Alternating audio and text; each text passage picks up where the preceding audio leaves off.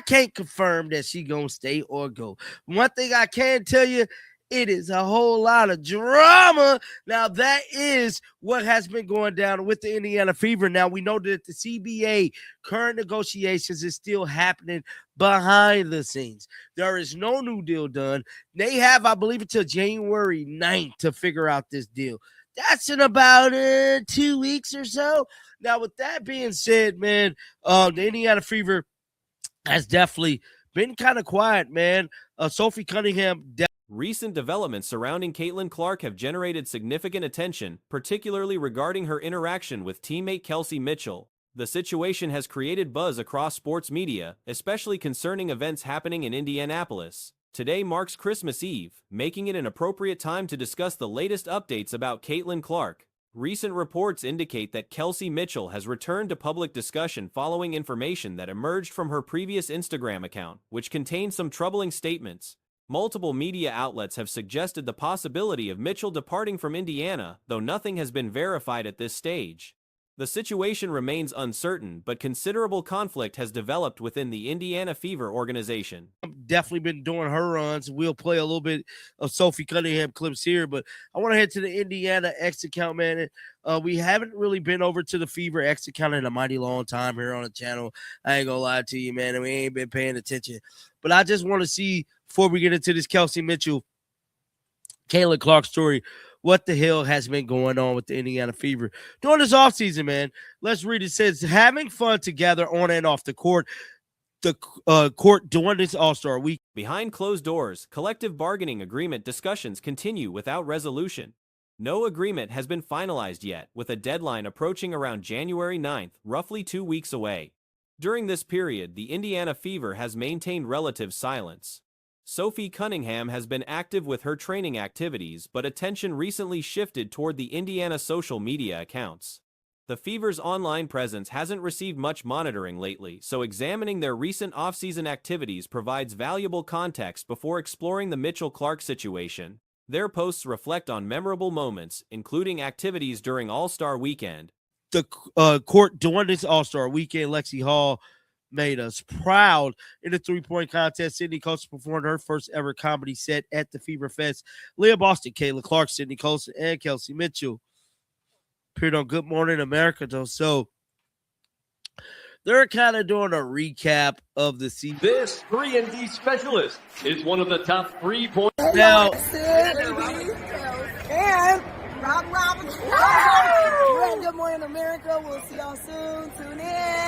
Lexi Hall competed in the three-point contest. Sydney Colson performed her debut comedy routine at Fever Fest, and Leah Boston, Caitlin Clark, Sydney Colson, and Kelsey Mitchell appeared together on Good Morning America. The organization has been sharing season highlights and memories. Lexi Hall substituted for Caitlin Clark during the All-Star event.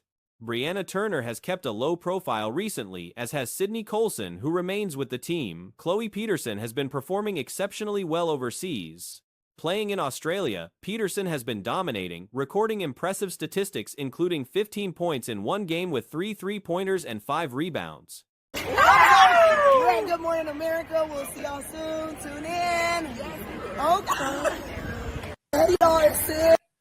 Now, Lexi Hall stepped in for Caitlin Clark during the All-Star game. Now, Brianna Turner, she's been kind of quiet too. Sydney Colson still on the team.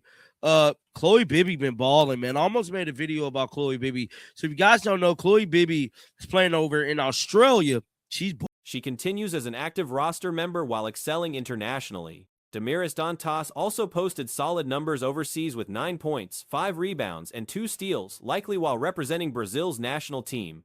Surprisingly, Natasha Howard has been competing internationally as well, contributing 17 points, 5 rebounds, and 3 assists.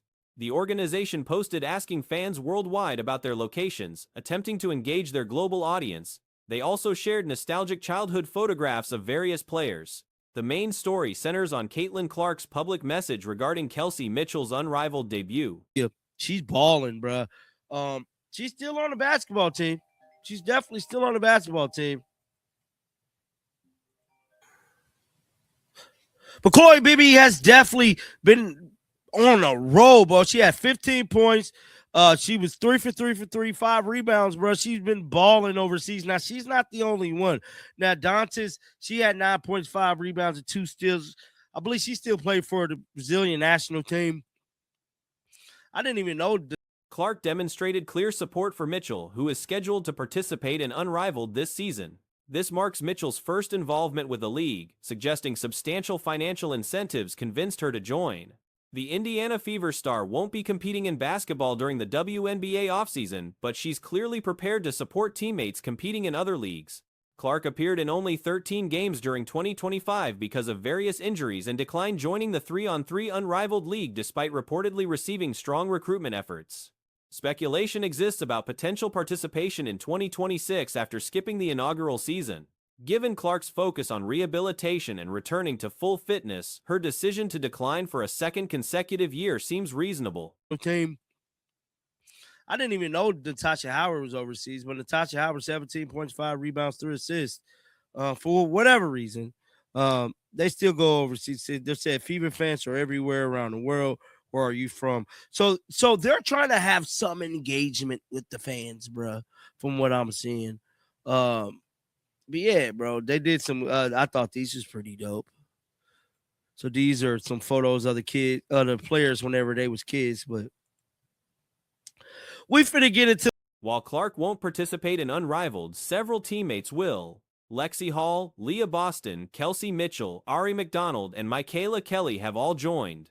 Kelly's participation came as unexpected news, with all 5 having been teammates with Clark on the Indiana Fever during the 2025 season. Whether Ari McDonald returns remains unclear, though she provided solid backup contributions previously. Concerns exist regarding Sydney Colson and Lexi Hall's potential returns. Sophie Cunningham's future also appears uncertain based on current information. This past Tuesday, Kelsey Mitchell shared content on Instagram, showing increased online activity and vocal presence recently. The players whenever they was kids, but we finna get into the story of the hour, and that is this one right here, not Paramount, but this one right here. This is Caitlin Clark sends a message ahead of Kelsey Mitchell Unrivaled debut. Caitlin Clark made sure to show her support for Kelsey Mitchell. Now, Kelsey Mitchell is scheduled to be a part of Unrivaled this year. I believe this is her first year doing Unrivaled. She didn't do it last year, so they must have threw a bag at her to get her to do it. Instead of Indiana Fever star, she posted multiple photographs on her account, including a previous message that generated discussion. The photos showed her at Unrivaled training sessions. Kelly appears on the same squad, forming what looks like a strong roster. Mitchell retained her usual jersey number and captioned her post with eyes open, mouth closed. Caitlin Clark responded with "Let's go Kelseys," while Leah Boston commented "Superstar," showing clear support from teammates. Boston's recent social media activity reveals she hasn't been posting much Unrivaled-related content. Instead, she's been creating TikTok videos, possibly with family members, and sharing content about favorite holiday films. Indiana Fever star Caitlin Clark may not be playing competitive basketball this WNBA season, but she's clearly ready to cheer for her teammates as they suit up in other leagues. Caitlin Clark, who played just 13 games in 2025 due to multiple injuries, did not join the 3-on-3 Unrivaled League, despite reportedly being heavily pursued. There was speculation she would join in 2026 after opting not to participate. Boston appears relaxed and enjoying downtime. Mitchell will compete alongside Sonia Citron, Ezzy Magbagor, Natasha Hilderman, Sonia Rivers, and Mo Billings with Hive BC in 2026. Chicago Sky assistant Ria Wakama will coach the team. The second Unrivaled season begins January 5th. Mitchell's performance in 3-on-3 basketball will be particularly interesting to observe. Nobody in the media will call out the hypocrisy of the two Unrivaled co-founders being on the WNBA PA committee in vice president roles while being about to benefit. Let's keep it real. About to benefit from all the chaos going on. They're benefiting from it now. They're benefiting from it now. Expectations suggest Mitchell will excel during this unrivaled season, potentially delivering outstanding performances in the unique format. A recent piece by Annie Constable represents what many consider problematic journalism regarding women's basketball. The article contains significant bias by failing to address an obvious ethical concern that multiple content creators and podcasts have repeatedly highlighted. Sports media outlets continue to ignore the clear contradiction of having two unrivaled league co-founders simultaneously serving in WNBA Players Association vice president positions during collective bargaining agreement discussions. The timing presents substantial complications. At a time when they should be worried about CBA negotiations, their games start January 5th. And look, no apologies needed if you didn't know that. I read this and was like, are you shitting me? You're not going to call them out on this at all. You're not going to bring this up. It's a professional basketball league. These executives stand to gain significantly from the current turbulence surrounding negotiations. Their league launches games on January 5th. Not going to bring this up. It's a professional basketball league in the United States of America. Just like the WNBA, I don't give a rip that it's 3 months apart. I don't give a rip if it's 3x3 versus 5x5. It's the same players. There's a risk of injury. Come on. So let's just take a look at this hunk of crap that the sports media has vomited out for our consumption. The WNBA. The article's treatment of this situation proves troubling. Discussion of the WNBA's ongoing CBA negotiations begins by noting talks have continued beyond 12 months. Players rejected their previous agreement last October, demanding transformational changes rather than accepting terms extending through 2027. The piece then transitions to discussing Unrivaled's January 2025 debut, describing it as co-founded by WNBPA executive leaders Napheesa Collier and Breanna Stewart. Negotiations hadn't progressed significantly at that point, yet the article frames player participation in the Miami-based startup league as beneficial exposure opportunity. Consumption. The WNBA's year is ending with negotiations over a new collective bargaining agreement dominating the landscape. The talks have been going on for over a year. The WNBA players opted out of the CBA last October, seeking a, quote, transformational deal instead of staying in the old one through 2027. The new year, the 2025 calendar, is kicked off in the world of women's basketball with the debut of startup 3-on-3 league Unrivaled. This positive characterization appears without any acknowledgement of the inherent contradiction. Media coverage fails spectacularly by presenting league co-founders holding executive leadership positions without questioning the obvious ethical concerns. No examination of potential conflicts emerges, no discussion about appropriate representation alternatives, no suggestion that uninvolved parties should handle negotiations for players. Unrivaled established core principles around substantial compensation and premium operations, positioning itself as comparable to WNBA offerings. Player salaries reach $220,000, while WNBA Supermax contracts paid $249,000 in 2025. League Unrivaled in January. Co-founded by WNBPA executive leaders Napheesa Collier and Breanna Stewart. At the time, negotiations have not taken off, but the players took full advantage of the exposure they were receiving while playing in the new league based in Miami. Unbelievable. I mean, somehow, some way, you actually... Collier stated publicly that league planning didn't revolve around CBA timing, though acknowledging the alignment created a perfect circumstance. Leadership figures openly admitted that operating another league concurrent with collective bargaining discussions served their interests, despite holding vice president positions. Subsequent developments included Unrivaled becoming the setting for Collier and Cathy Engelbert's controversial private discussion. Engelbert later denied making certain statements, though the exchange occurred within days or perhaps a week of earlier events, serving as precursor to future tensions. The fundamental problem remains unaddressed across major sports media platforms. I mean, somehow, some way, you actually put this as a positive.